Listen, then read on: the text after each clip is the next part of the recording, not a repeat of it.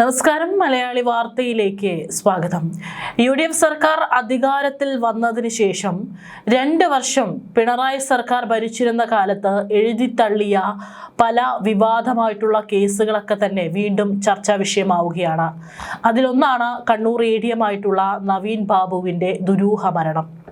കഴിഞ്ഞ ദിവസം നമ്മൾ പറഞ്ഞിരുന്നു, അദ്ദേഹത്തിൻ്റെ കുടുംബം, അദ്ദേഹത്തിൻ്റെ അനിയനും ഭാര്യയും മക്കളും മുഖ്യമന്ത്രി VD സതീശനെ അദ്ദേഹത്തിൻ്റെ ഓഫീസിലെത്തി കണ്ടിരുന്നു.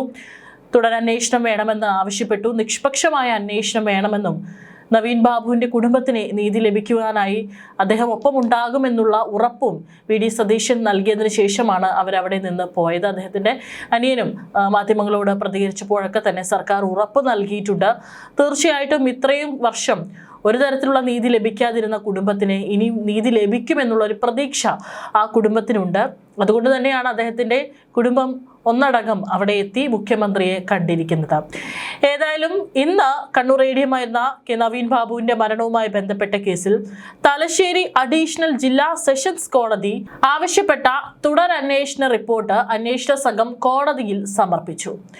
നവീന്റെ ഭാര്യ മഞ്ജുഷയുടെ മൊഴിയും പുതിയ പരാതികളുടെ വിശദാംശങ്ങളും റിപ്പോർട്ടിൽ ഉൾപ്പെടുത്തിയിട്ടുണ്ട്.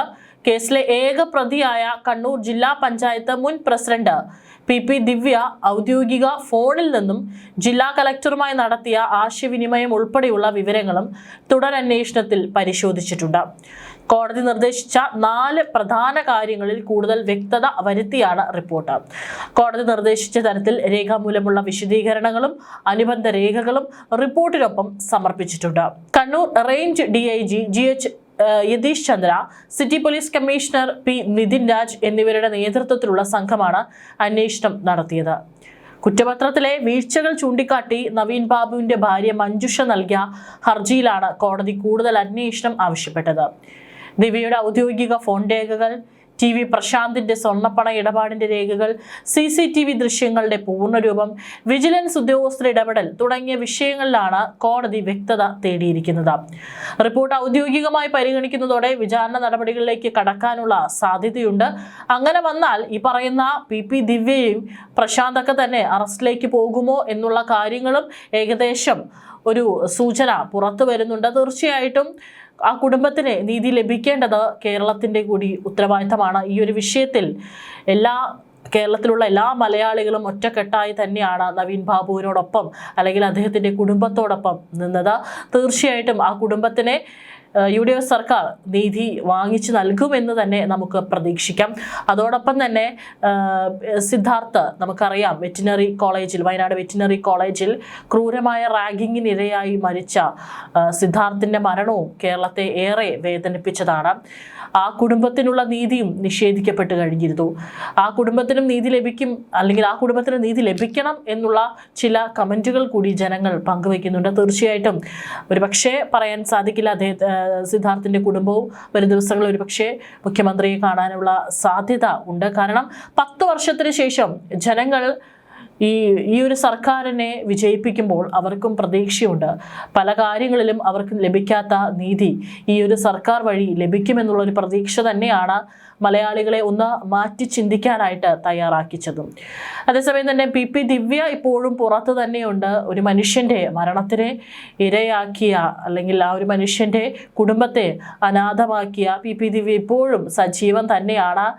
ഈ 2 വർഷത്തോളം കാലം സംരക്ഷിക്കാനായിട്ട് പാർട്ടി ഉണ്ടായിരുന്നു, പാർട്ടി നേതൃത്വം ഉണ്ടായിരുന്നു. പക്ഷേ ഇനി അങ്ങനെയല്ല അവസ്ഥ. ഏതായാലും കഴിഞ്ഞ 2 ദിവസം മുമ്പ്, അന്ന് ഇവിടെ തിരുവനന്തപുരത്ത് മുൻ മുഖ്യമന്ത്രി പിണറായി വിജയൻ്റെ വീട്ടിൽ ED റെയ്ഡ് നടന്നപ്പോഴൊക്കെ തന്നെ വലിയ പോസ്റ്റൊക്കെ തന്നെ PP ദിവ്യ ഇട്ടിട്ടുണ്ടായിരുന്നു. അന്ന് പങ്കുവച്ചിട്ടുള്ള പോസ്റ്റ് ഇങ്ങനെയായിരുന്നു: CPM പോളിറ്റ് ബ്യൂറോ അംഗവും പ്രതിപക്ഷ നേതാവുമായ പിണറായി വിജയനെതിരെയുള്ള എൻഫോഴ്സ്മെന്റ് ഡയറക്ടറേറ്റിന്റെ രാഷ്ട്രീയ വേട്ടയ്ക്കെതിരെ CPIM സെക്രട്ടേറിയറ്റ് ശക്തമായ പ്രതിഷേധം രേഖപ്പെടുത്തുന്നു. രാഷ്ട്രീയ പകപോക്കലിന്റെ ഭാഗമായാണ് പിണറായി വിജയന്റെ വീട്ടിലെ റെയ്ഡ്. ഈ നടപടികളിലൂടെ പിണറായി വിജയനെയോ അദ്ദേഹത്തിന്റെ പ്രസ്ഥാനത്തെയോ ഇടതുപക്ഷത്തെയോ തകർക്കാമെന്ന വ്യാമോഹം BJPക്ക് വേണ്ട. കഴിഞ്ഞ ഏതാനും വർഷങ്ങളായി രാഷ്ട്രീയ പ്രതിയോഗികളെ ഇല്ലായ്മ ചെയ്യാൻ കേന്ദ്ര ഏജൻസികളെ ആയുധവൽക്കരിക്കുക എന്നതാണ് കേന്ദ്ര സർക്കാരിന്റെ നയസമീപനം. ഈ നീക്കത്തിനെതിരെ ശക്തമായ പ്രതിഷേധം ഉയർന്നു വരിക തന്നെ ചെയ്യും. പിണറായി വേട്ടയാടുന്നതിൽ BJPക്ക് കോൺഗ്രസിന്റെ സഹായവും സഹകരണവും ഉണ്ടെന്ന കാര്യം വിസ്മരിക്കാൻ പാടില്ല. ലോക്സഭാ പ്രതിപക്ഷ നേതാവ് രാഹുൽ ഗാന്ധി നിരന്തരമായി കേരളത്തിൽ വന്ന് പ്രസംഗിച്ചത് എന്തുകൊണ്ട് പിണറായി വിജയൻ ED അറസ്റ്റ് ചെയ്യുന്നില്ല എന്നായിരുന്നു. മുഖ്യമന്ത്രി VD സതീശൻ പ്രധാനമന്ത്രിയും കേന്ദ്രമന്ത്രിമാരെയും സന്ദർശിച്ചതിന്റെ തൊട്ടടുത്ത ദിവസമാണ് ഈ നടപടികൾ എന്നതും ഇതിനൊപ്പം കൂട്ടിവായിക്കണം. ഡൽഹിയിൽ അരവിന്ദ് കെജ്രിവാളിന് നേരെ കോൺഗ്രസ് പിന്തുണയോടെ BJPയും കേന്ദ്ര ഏജൻസികൾ നടത്തിയ കടന്നാക്രമണങ്ങളും ഇതിന് സമാനമായിരുന്നു എന്നൊക്കെ വാരി വലിച്ച് പറഞ്ഞുകൊണ്ടാണ് പോസ്റ്റ്. മുഴുവനായിട്ട് വായിക്കുന്നില്ല. ഇനിയും ഇത്തരത്തിൽ പിണറായി വിജയനെ ന്യായീകരിച്ച് മീഡിയയെ വിമർശിച്ചു, കേന്ദ്രത്തെയും VD സതീശനെയൊക്കെ തന്നെ വിമർശിച്ചുകൊണ്ടുള്ള പോസ്റ്റാണ്. സ്വാഭാവികം. ഒരു സാധാരണ ഒരു കമ്മ്യൂണിസ്റ്റ് അണിയിൽ നിന്നോ പ്രവർത്തകരിൽ നിന്നോ നേതാവിൽ നിന്നോ പ്രതീക്ഷിക്കുന്ന ഒരു അഭിപ്രായം തന്നെയാണ് PP ദിവ്യയും ഇവിടെ പങ്കുവച്ചിരിക്കുന്നത്. ഏതായാലും അതിന് താഴെ നിരവധി ആളുകളാണ് കമൻറ്റ് ചെയ്തുകൊണ്ടിരിക്കുന്നത്. ഒരു പത്രസമ്മേളനം നടത്തി വീണ വിജയൻ CMRL കമ്പനിയിൽ നിന്ന് എന്തിനാണ് മാസപ്പടി വാങ്ങിയത് എന്നത് PP ദിവ്യയ്ക്ക് വ്യക്തമാക്കാമോ എന്നാണ് ഒരാൾ ചോദിച്ചിരിക്കുന്നത്. മറ്റൊരാൾ, ഒരു ദിവസം CBI നിങ്ങളുടെ വീട്ടിൽ വരും. PP ദിവ്യ, നിങ്ങൾ പരോക്ഷമായെങ്കിലും നവീൻ ബാബുവിൻ്റെ മരണവുമായി ബന്ധപ്പെട്ട് നിൽക്കുന്ന ആളാണ്. അവരുടെ ഭാര്യയെ കാണാൻ നിങ്ങൾക്ക് കോടതിയുടെ ഒരു വിലക്കുമില്ല. ഒരു Facebook പോസ്റ്റെങ്കിലും അവർക്ക് അനുകൂലമായി നിങ്ങൾ ഇട്ടിട്ടുണ്ടോ? ഒരിറ്റു കണ്ണീരെങ്കിലും അതൊക്കെ കഴിഞ്ഞിട്ട് പോരെ ED പ്രശ്നത്തിൽ ഇടപെടാൻ എന്നാണ് ഒരാൾ കമൻറ്റ് ചെയ്തിരിക്കുന്നത്. തീർച്ചയായിട്ടും അദ്ദേഹം പറഞ്ഞിരിക്കുന്നത് വളരെ നല്ല കാര്യം തന്നെയാണ്. പലപ്പോഴായിട്ട് ഈ സർക്കാരിൻ്റെ ഈ ഒരു ഭരണവിരുദ്ധ വികാരത മുഴുവനായിട്ട് പിണറായി വിജയനിൽ മാത്രം അടിച്ചേൽപ്പിക്കാനായിട്ട് സാധിക്കില്ല. ഇത്തരത്തിൽ പല നേതാക്കളും 10 വർഷത്തോളം കാലം തങ്ങളുടെ പാർട്ടിയാണ് ഭരിക്കുന്നത് എന്നുള്ള അഹങ്കാരത്തിൽ കാണിച്ചു കൂട്ടിയിട്ടുള്ള പല കാര്യങ്ങളും ഇത്തരത്തിൽ പാർട്ടിയുടെ അല്ലെങ്കിൽ LDFൻ്റെ തോൽവിക്ക് ഒരു കാരണമായിട്ടുണ്ട് എന്നുള്ള കാര്യത്തിൽ യാതൊരു സംശയവുമില്ല. അതിൽ ഒന്നാണ് നവീൻ ബാബുവിൻ്റെ കേസ്. തീർച്ചയായിട്ടും രാഷ്ട്രീയ ധാർഷ്ട്യം വെച്ചുകൊണ്ട് തന്നെയാണ് അന്ന് നവീൻ ബാബു എന്ന് പറയുന്ന ഒരു വ്യക്തിയെ ഇത്തരത്തിൽ പരസ്യമായി വ്യക്തിഹത്യ നടത്തുകയും അദ്ദേഹത്തെ സമൂഹത്തിന് മുന്നിൽ നാണം കെടുത്താൻ ശ്രമിച്ചുകൊണ്ടുള്ള ആ ഒരു പ്രസംഗം കാണാത്ത മലയാളികൾ ഉണ്ടാവില്ല. തീർച്ചയായിട്ടും അദ്ദേഹത്തിൻ്റെ കുടുംബത്തിന് നീതി ലഭിക്കണം. അതുതന്നെയാണ് ഓരോ മലയാളിയും ആഗ്രഹിക്കുന്നത്. തീർച്ചയായിട്ടും കോടതി നടപടികളൊക്കെ തന്നെ ഇനി വേഗത്തിലാക്കി CBI അന്വേഷണം വരുമോ എന്നുള്ളത് നമുക്കും കാത്തിരുന്ന് തന്നെ കാണാം.